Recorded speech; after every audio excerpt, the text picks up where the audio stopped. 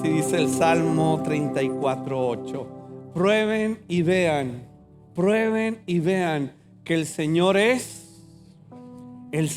muy bueno. Pruébalo. No está hablando de probar como que para ver si es realmente bueno. Está hablando de saborear, está hablando de deleitarnos. Deleítate a sí mismo en el Señor.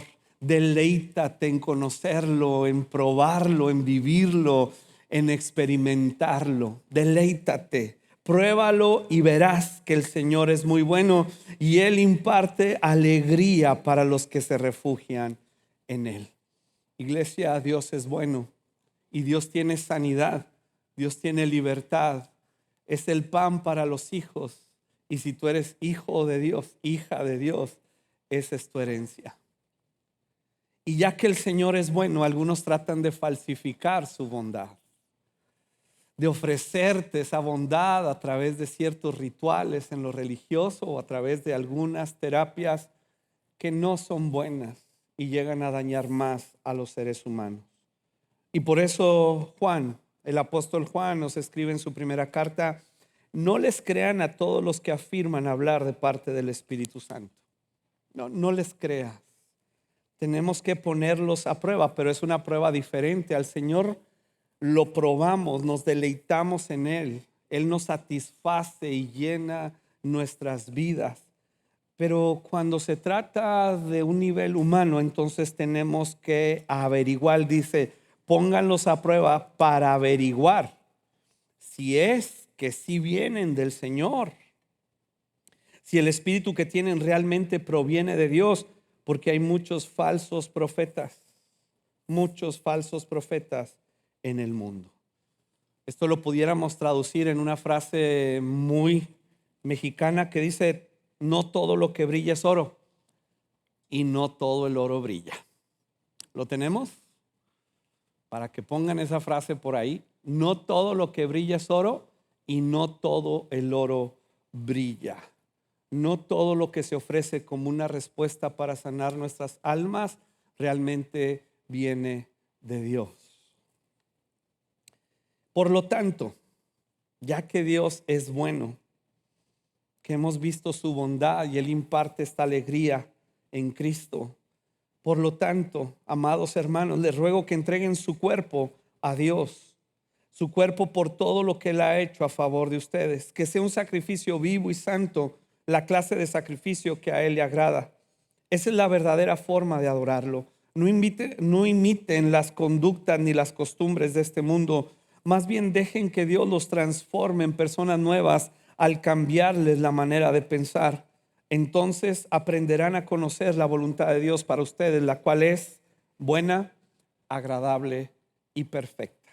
Nos está invitando el Señor a entregarle todo nuestro ser. Sí, nuestro cuerpo físico, obviamente, pero está hablando también de nuestra mente, nuestra manera de pensar, estos paradigmas que se han ido formando con el tiempo a través de la influencia que ejerce la sociedad en la que vivimos, la crianza que tuvimos en los hogares, la formación religiosa. Dice, dejen que realmente la palabra de Dios por el Espíritu Santo les transforme la manera de pensar para que entonces experimenten la voluntad de Dios, que es buena, agradable y perfecta. Recordemos cuál es el propósito o el objetivo de la terapia.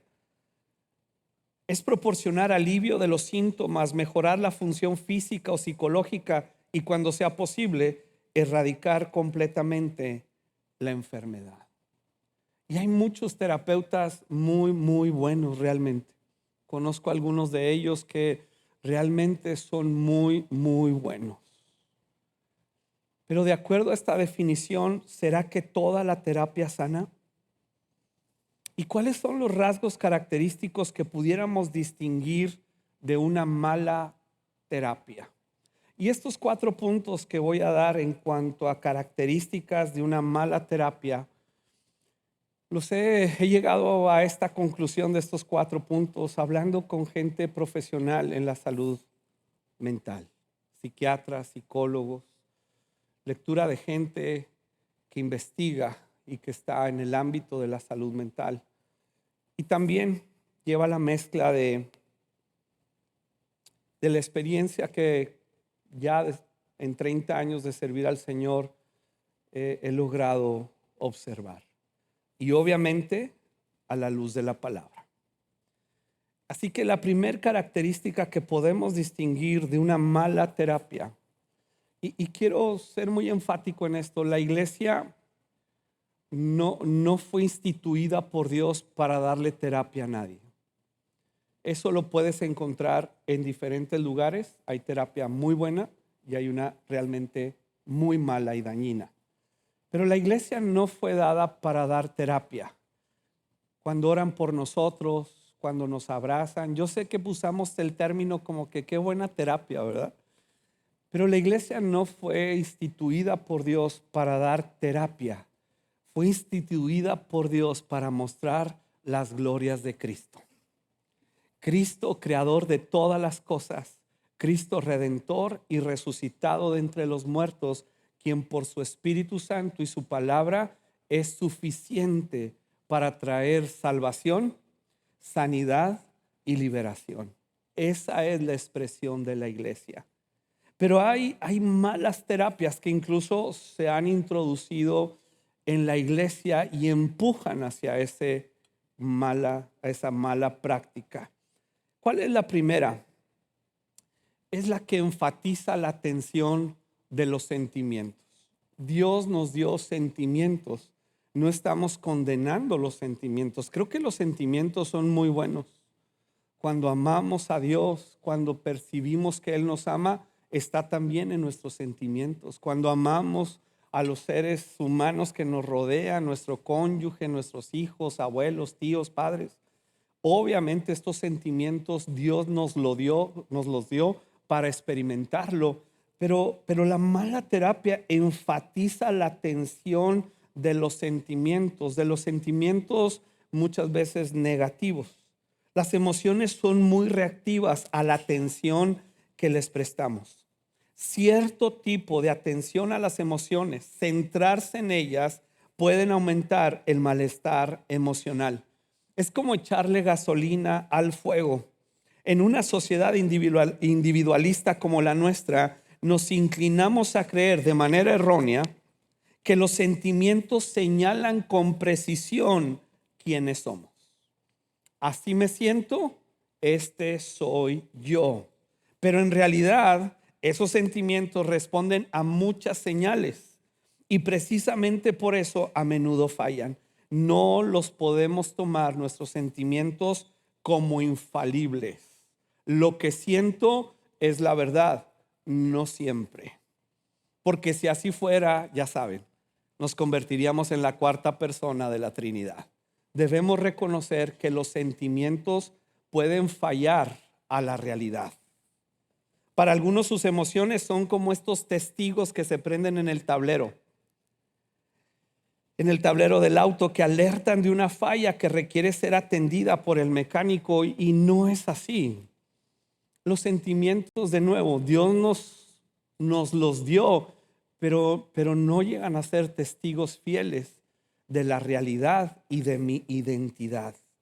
Por ejemplo, el enojo que sientes no indica necesariamente que tienes la razón o que alguien te haya tratado de manera injusta. Puedes enojarte, y yo me enojo cuando a veces me corrigen, pero no quiere decir que alguien me está dañando. La envidia hacia un amigo no indica en realidad que desees lo que él tiene. Sentirte amado por alguien que te maltrata, sentirte amado por alguien que abusa de ti, no indica que ese sentimiento es verdadero.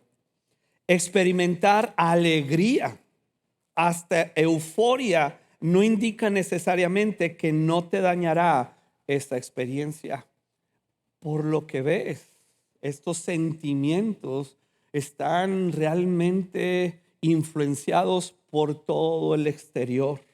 Y los adultos deberíamos comprender y enseñar a nuestros hijos lo imperfectas y poco confiables que pueden ser las emociones. Deberíamos mostrarnos escépticos ante la posibilidad de que nuestros sentimientos reflejen una imagen precisa del mundo. E incluso es muy sano en ocasiones ignorarlos por completo. Sí. Una vida emocional sana requiere cierta represión diaria. Un ejemplo muy sencillo es cuando suena el despertador en la mañana. ¿Cómo te sientes? ¿Te sientes bien alegre? Sonó el despertador, no lo puedo creer. A veces sí, a veces no.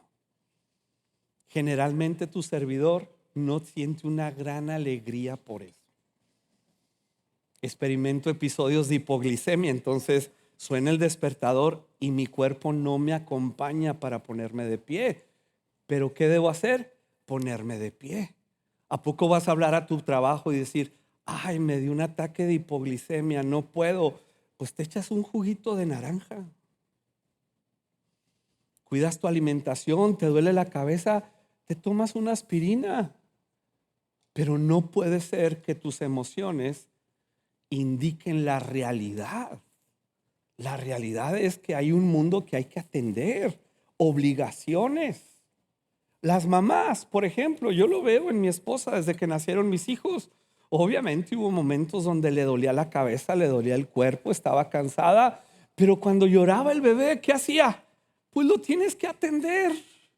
Te aguantas el sentimiento porque hay una obligación, hay una responsabilidad, hay un compromiso y esos factores externos no indican la realidad de quién soy yo en Cristo Jesús, cuál es mi identidad, propósito y destino en esta tierra. Aún los pastores lo experimentamos. Entre broma y broma la verdad se asoma. Pero decimos entre pastores que todos renunciamos los domingos por alguna razón. Y esos pastores es que no están en convivencia, no saben que ustedes son hermosos. Pero algunos dicen, no hombre, yo cada domingo terminando la iglesia, yo renuncio. Y luego el lunes me vuelvo a emplear. No me dura mucho. Luego me acuerdo lo que Dios me llamó y se me pasa. Pero no puedes definir por tus emociones, emociones de fracaso, de angustia, de ansiedad. No puedes definir tu identidad y la realidad en Cristo Jesús. Algunos se vuelven hipocondríacos emocionales. Le prestan tanta atención a las emociones que están todo el tiempo evaluando cómo me siento. Y si me siento bien, lo hago. Y si no me siento bien, no lo hago. Y argumentamos que no lo hacemos porque si lo hacemos sin sentirlo, somos hipócritas. Pero la Biblia dice que cuando hacemos lo correcto sin sentirlo, se define como fe. Hay al menos dos estados mentales que podemos adoptar: la orientación hacia la acción y la orientación hacia el estado o los sentimientos. Adoptar una orientación a la acción significa centrarse en la tarea que tenemos por delante, sin enfatizar nuestro estado emocional o físico en ese momento. En cambio, la orientación hacia el estado, cómo me siento, implica pensar principalmente en ti mismo, en lo poco preparado que estás en ese momento, la preocupación que sientes por una tarea pendiente o el ligero picor en la garganta que piensas pudiera ir a más. Adoptar una orientación hacia la acción, según parece, hace mucho más probable que cumplas con una tarea. Los entrenadores, los entrenadores deportivos lo saben de manera instintiva. Antes de comenzar el partido, ¿qué están haciendo? No hacen una sesión para ver cómo llegamos hoy al partido. A ver, Juanito, ven, tú eres el que va a meter los goles. Que no metimos muchos, ¿verdad? Pero bueno, esa es otra historia. Luego hablamos de eso, de esas tristezas.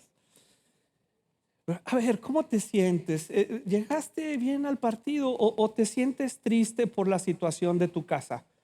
No, Juanito, ya entrenamos. Ya practicamos mucho. Ya hicimos las jugadas en el pizarrón. Esfuérzate, métele galletas, suda la camiseta. Por eso Pablo escribe y dice: yo golpeo mi cuerpo y lo pongo en servidumbre y le digo lo que tiene que hacer. Oye, ¿será que Pablo está en un viaje por las Bahamas, todo pagado? No, está sufriendo. Él describe su experiencia en el ministerio. Oye, ¿cuántas veces lo dejaron como muerto? Lo dejaron golpeado en el piso pensando que estaba muerto. Le pide a Dios que lo sane de una enfermedad y no lo sana, pero su actitud es no darle gracias a Dios por la enfermedad. Eso es terrible, pero le da gracias a Dios que en medio de su condición el poder del Espíritu Santo se perfecciona en su vida, y por eso le da gracias y por eso somete su cuerpo a ciertas acciones en ciertos principios de fe, de gracia, de confianza que lo llevarán al cumplimiento de su propósito.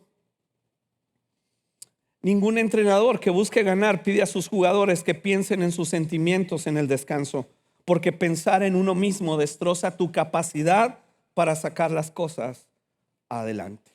Si nos centramos en nuestros sentimientos, emociones, orientarnos hacia el estado de nuestra alma impide vivir en los planes de Dios. Vemos este ejemplo muchos en la Biblia, pero hay uno de ellos que llama mucho la atención.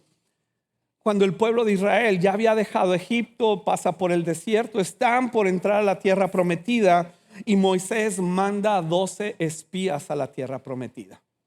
Van a ver la tierra, regresan, y este es el informe, dice Números 13, que dieron a Moisés. Entramos en la tierra a la cual nos enviaste a explorar, y en verdad es un país sobreabundante, una tierra donde fluye la leche y la miel. De hecho, pues aquí está la clase de frutos que ahí se producen. Sin embargo, el pero famoso: el pueblo que la habita es poderoso y sus ciudades son grandes y fortificadas. Hasta vimos ahí a los descendientes de Anak, estos gigantotes. Los amalecitas viven en el Negev, y los hititas, los jebuseos, los amorreos viven en la zona montañosa, y los cananeos viven a lo largo de la costa del mar. O sea, no hay manera de entrar, Moisés. Sí, lo que Dios nos prometió es cierto. Aquí está el fruto que hay en esa tierra. Dios no nos mintió, pero no se puede. Sí, Dios nos salvó, pero Él no puede sanar mi alma. Sí, Dios, yo creo en Dios y Él existe. Pues sí, también los demonios creen que existe. Pero me he entregado a Él y a su gobierno para que la obra que inició en la redención se vaya perfeccionando. En ese momento, Caleb trató de calmar al pueblo que se encontraba ante Moisés y dice: vamos enseguida a tomar la tierra, de seguro podemos conquistarla. Pero los demás hombres que exploraron la tierra con él no estuvieron de acuerdo. Fíjate, los 12 tuvieron la misma experiencia. Por eso Pablo le dice a los corintios que todos ellos vieron cómo el mar se abría y salían de Egipto. Todos ellos vieron cómo descendía el pan del cielo. Estos dos grupos vieron cómo salía agua de la roca, pero no todos pudieron entrar a la tierra prometida. Dice: no podemos ir contra ellos, son más fuertes que nosotros. Entonces comenzaron a divulgar entre los israelitas el siguiente mal informe sobre la tierra: la tierra que atravesamos y exploramos devora a todo aquel que vaya a vivir ahí. Todos los habitantes que vimos son enormes. Hasta había gigantes, los descendientes de Anak. Al lado de ellos, mira cómo lo dice: al lado de ellos nos sentíamos. Pero tus sentimientos y percepción están basados en una verdad, en la verdad de Dios. El Dios que te sacó de Egipto va a dejar que mueras en manos de estos gigantones? Es que es lo que yo siento. Yo siento esto y yo siento lo otro y yo siento aquello, y no todos los sentimientos están fundamentados en la verdad de Dios. Y añaden, así nos sentíamos como cucarachos,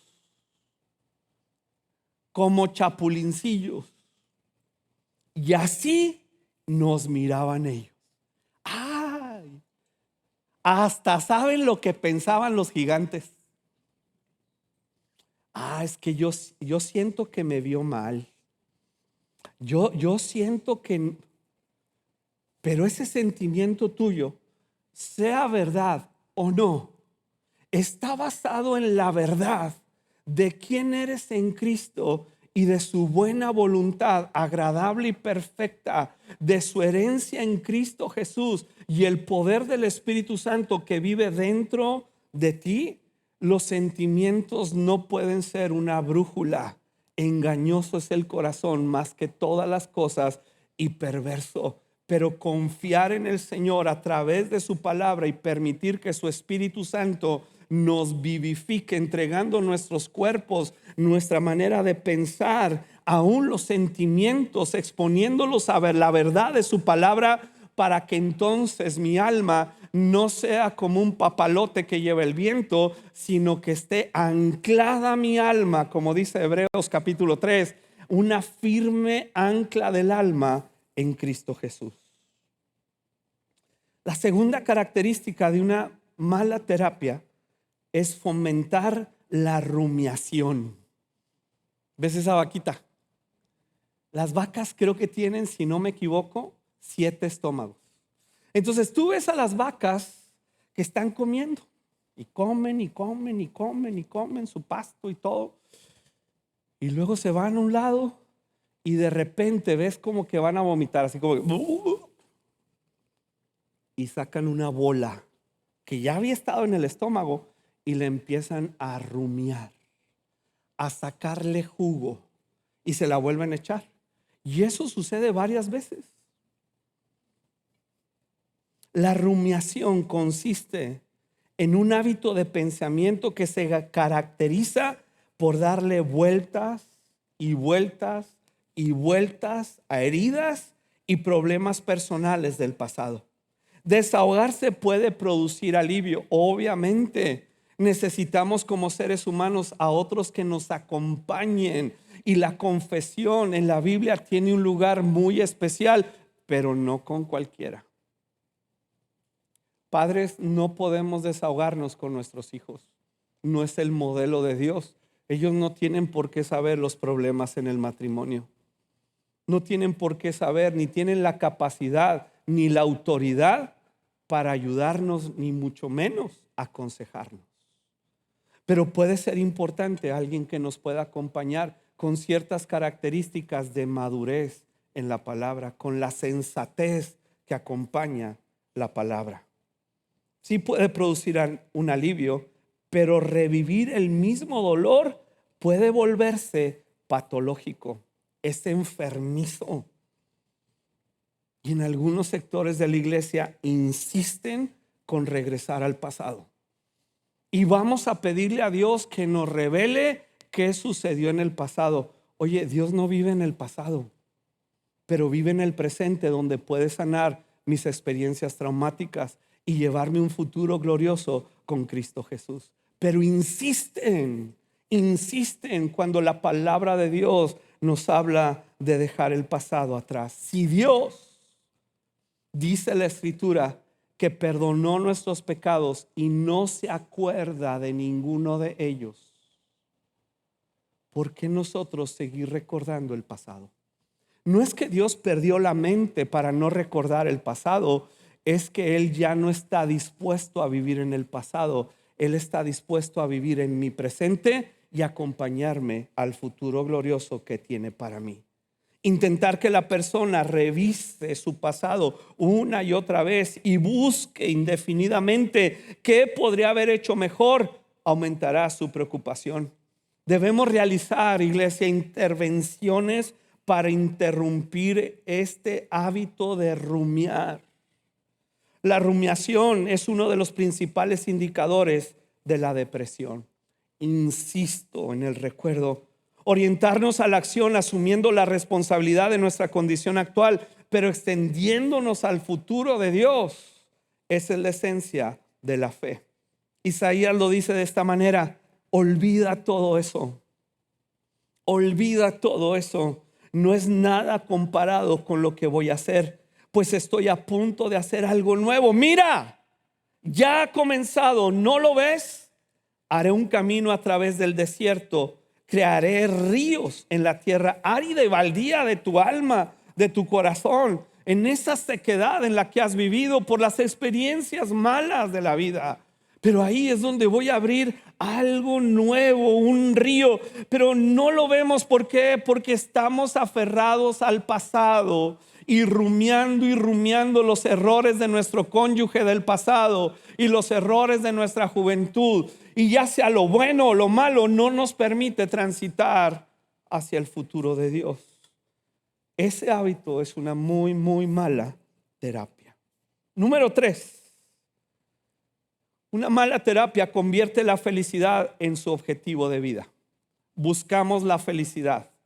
Sin embargo, este mismo pensamiento recompensa el sufrimiento emocional. Busca la felicidad, pero socialmente aplaudimos el sufrimiento emocional. Cuando la felicidad es el objeto de vida, la decepción será el resultado. No hay una felicidad completa en esta tierra. En Cristo tenemos una alegría verdadera. Pero si aquí fuera completa nuestra felicidad, nadie desearía la segunda venida de Cristo. Dios no va a ser un Disneylandia de planeta Tierra para que estemos contentos. Somos extranjeros, somos peregrinos en esta tierra. Nuestra ciudadanía está en los cielos. Sabemos que las personas que desean intensamente ser felices no son particularmente felices, y que el deseo de ser feliz actúa como un factor de vulnerabilidad. Se vuelven vulnerables. Si estamos como objeto de vida, como meta de vida, ser felices a cada momento, nos volvemos vulnerables. Y ahí es donde encuentra espacio la religión, las malas prácticas religiosas y las malas prácticas de terapia psicológica. Porque yo quiero ser feliz y el que me lo ofrezca, yo me voy con él.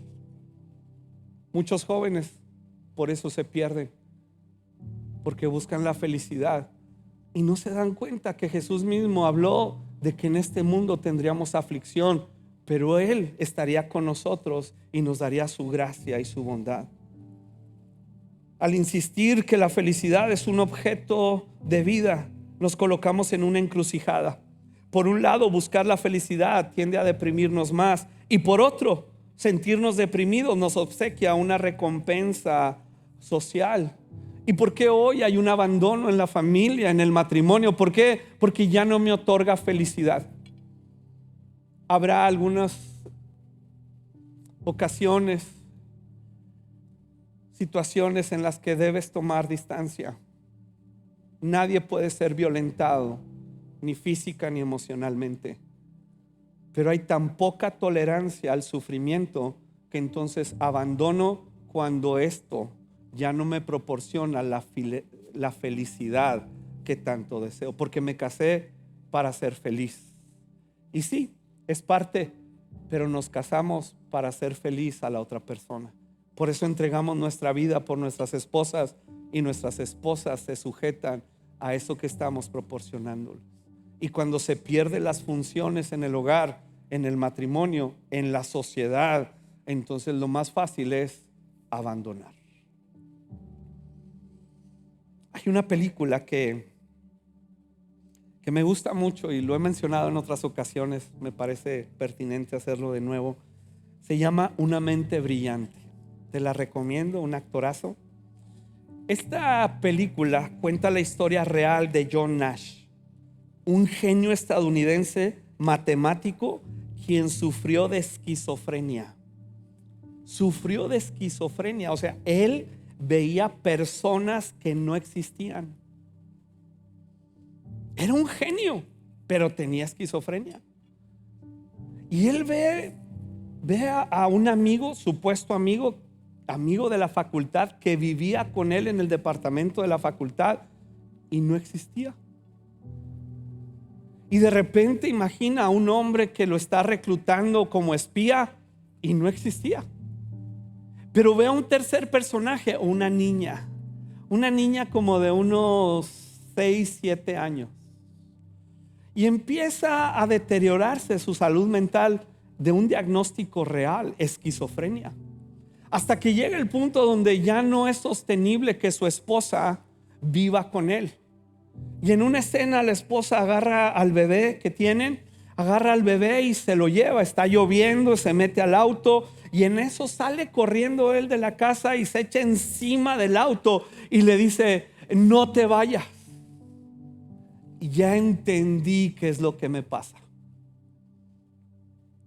Y él dice: la niña, han pasado años de que empezó esta situación de esquizofrenia y la niña no creció. No es posible que hayan pasado 15, 20 años y la niña siga de 6, 7 años. Eso lo ayudó a comprender que sí estaba enfermo, pero no lo definió. En 1994 recibió el Premio Nobel de Economía por el trabajo de teorías de juego. Esta teoría de juegos es importantísimo hoy en la actualidad. Es el estudio del comportamiento estratégico cuando dos o más individuos interactúan. Es decir, ¿qué debemos esperar que suceda a partir de interactuar en los negocios, en la estrategia militar y de gobierno? Esto lo inició un hombre esquizofrénico, pero que no estuvo dispuesto a vivir esa realidad. La esposa vuelve con él. Es una historia terrible, hay cosas ahí muy feas, pero él dice: no me puede definir esto. Y en 1994 recibe el Premio Nobel de Matemáticas. Y hay una escena al final, él ya es un anciano cuando recibe el Premio Nobel. Y cuando van saliendo del salón donde recibe el premio, la esposa le pregunta: ¿y lo sigues viendo? Y él voltea y dice: sí, ahí están. No, no son ustedes. Dice: sí, ahí están. Pero ya no les hago caso ni platico con ellos. Se ve una escena anterior a esa donde él, al comprender lo que tenía, se despide de la niña. Y se ve, pues en la toma se ve la niña, pero luego la quitan porque es imaginario. Y entonces está acariciando su cabellito y le dice: esta es la última vez que platico contigo.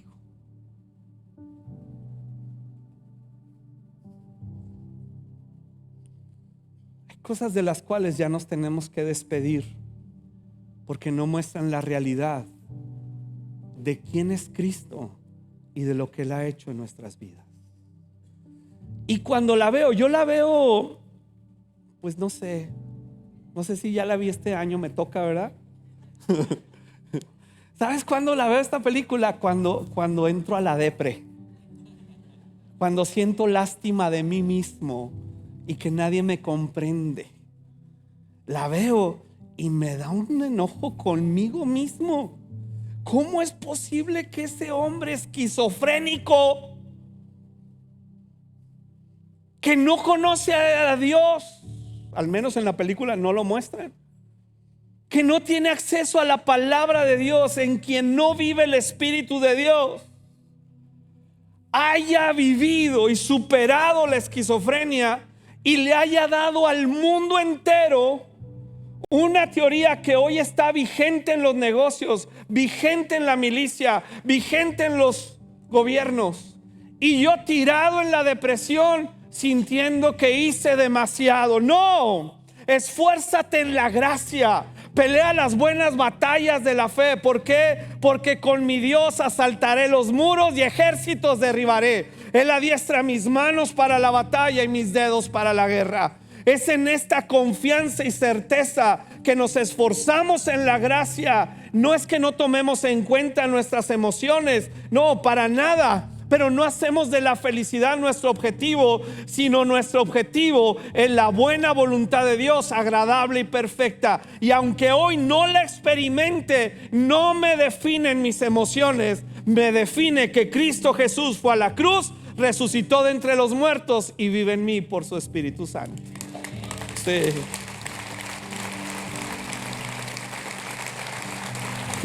Gracias, Señor. Y la cuarta característica de una muy mala terapia es que valida las preocupaciones adaptándose a ellas. ¿Tendrás espagueti con mantequilla? Porque solo eso come mi niña. Mira la mamá enojada porque en lugar de espagueti con mantequilla le sirvieron una ensalada a la niña. Pudieras encerrar al perrito durante nuestra visita porque a mi hijo le dan mucho miedo.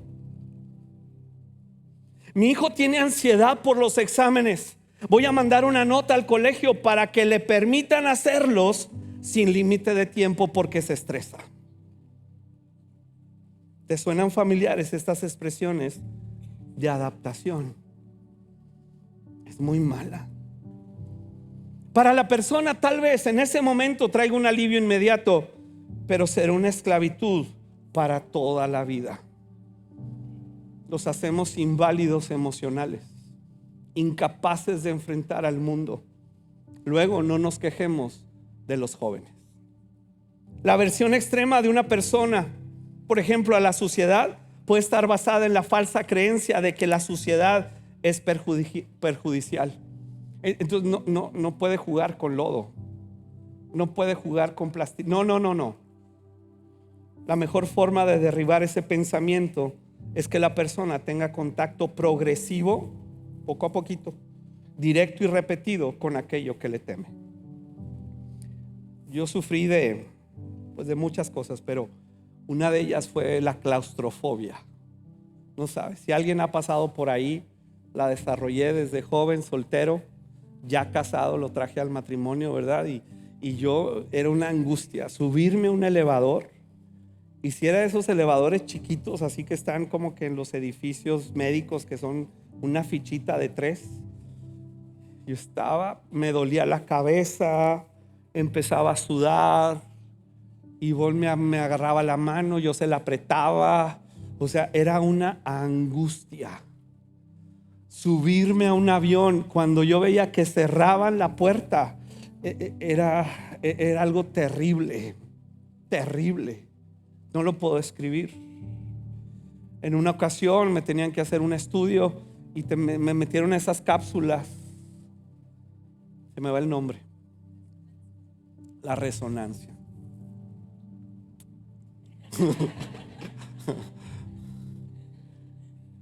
Y me tuvieron que sacar de ahí. Me volví loco. Porque en mi mente estaba el pensamiento erróneo que me iba a asfixiar. Me voy a asfixiar, se va a acabar el oxígeno. Eso era una mentira. Y tuve que exponerme y creerle a Dios. No fue en oración, fue en confianza.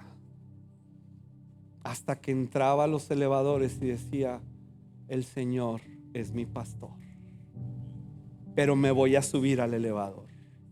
Nada me faltará, me voy a volver a subir ese avión. Y finalmente sí me hicieron ese estudio. Salí bien de la cabeza, no crean.